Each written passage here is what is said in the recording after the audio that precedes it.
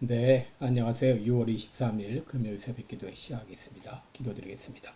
은혜로우신 우리 아버지, 또 우리의 복된 새날을 주신 것을 감사합니다. 매일 태양이 떠오르듯이 또 하나님의 사랑은 우리를 향한 사랑은 변함이 없는 것을 믿습니다. 때로 우리가 어렵고 힘든 상황을 맞이할지라도 하나님은 여전히 거기 계시며 우리를 돕고 계심을 우리가 믿게 하시고 지금 당면한 모든 어려움들을 넉넉히 이겨낼 수 있도록 은혜 베풀어 주옵소서. 이 시간도 또 경중에 있는 사랑하는 성도들을 긍휼을 베풀어 주옵소서. 주의 능력의 손으로 친히 어루만져 주옵소서. 깨끗이 낫게 하여 주옵소서. 고쳐 주옵시고 회복시켜 주옵소서. 오늘 하루도 주님 앞에 온전히 의탁하옵고 예수님의 이름으로 기도드리옵나이다. 아멘. 네, 찬송가 264장 부르겠습니다. 정결하게 하는 셈이 264장, 예전 찬송가는 198장입니다.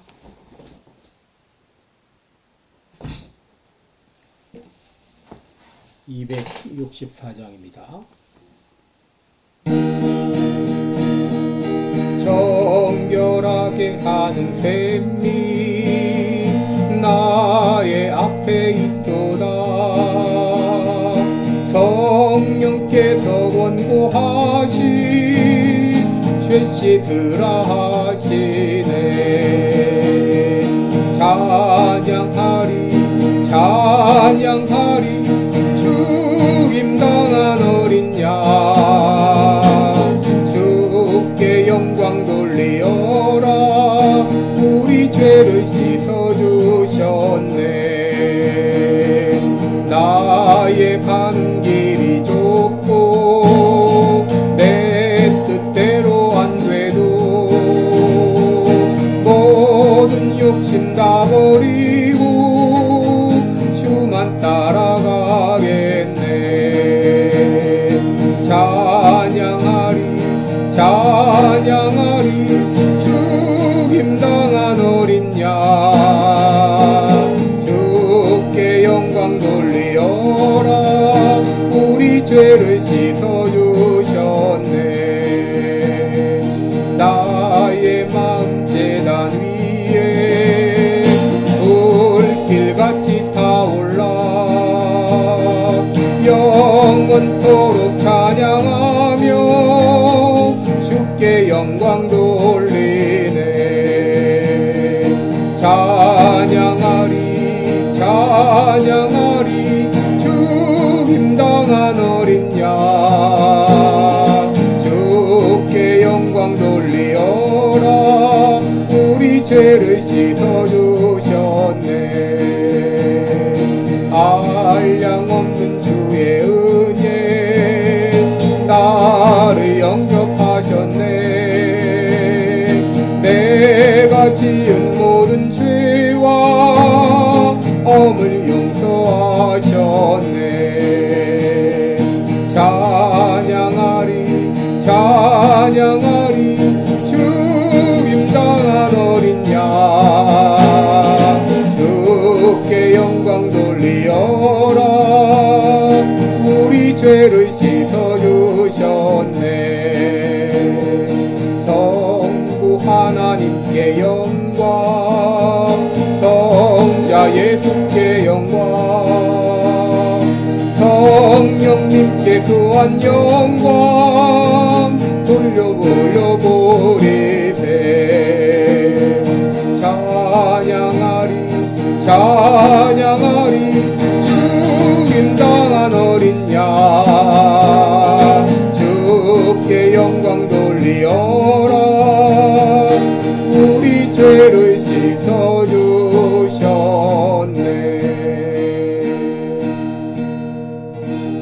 아멘. 네, 우리 오늘은 레위기 23장입니다. 레위기 23장 4절로 8절까지 보겠습니다. 레위기 23장 4절로 8절입니다. 기한에 미쳐 너희가 공포하여 성회를 삼을 여호와의 절기는 이러하니라. 정월 14일 저녁은 여호와의 유월절이요 이달 15일은 여호와의 무교절이니 7일 동안 너희는 무교병을 먹을 것이요 그 첫날에는 너희가 성회로 모이고 아무 노동도 하지 말지며 너희는 7일 동안 여호와께 화제를 드릴 것이요 제 7일에도 성회로 모이고 아무 노동도 하지 말지니라. 아멘. 네, 우리 오늘은 두 번째 절기 안식일과 이어서 두 번째 절기 무교절에 대한 것이죠.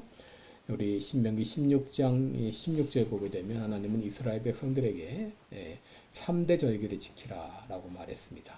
모든 남자는 1년에 3차례씩 무교절, 칠칠절, 초막절 이 세 절기에 하나님의 택하신 곳에 가서 그의 몸을 보이라 라고 말했는데 오늘 본문엔 3대 절기 중에 첫 번째 절기 무교절이 소개가 되어 있는데 무교절은 어떤 날인가? 제가 오늘 여러분께 두 가지로 말씀을 드립니다. 첫째, 무교절은 내가 죄와 심판으로부터 구원받았다고 하는 것을 의미합니다. 이런 무교절의 첫날이 바로 6월절입니다.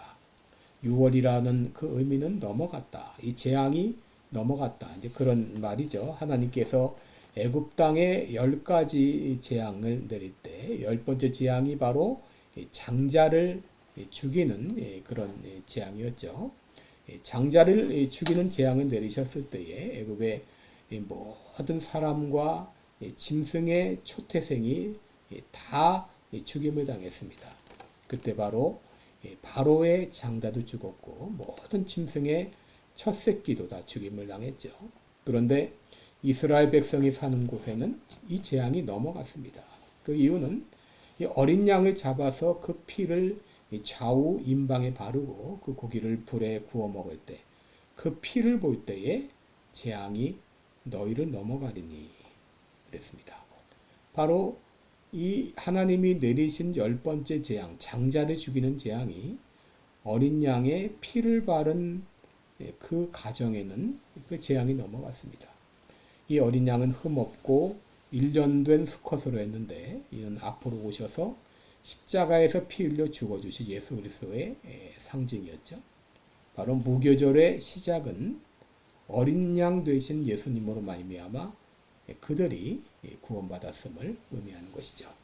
둘째, 이 무교절이 가지고 있는 의미는 구원의 삶, 거룩한 삶이 시작되었음을 의미합니다.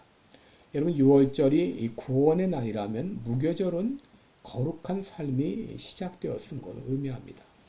6월절이 과거 죄와 사망으로부터의 구원이라면 무교절은 구원을 이루어가는 삶의 시작을 의미합니다. 이것을 가리켜서 성화 구원 혹은 건설 구원이라고 말하고 이를 구원의 현재성이라 이렇게 말을 하기도 합니다. 여러분 구원에는 두 가지 의미가 있습니다.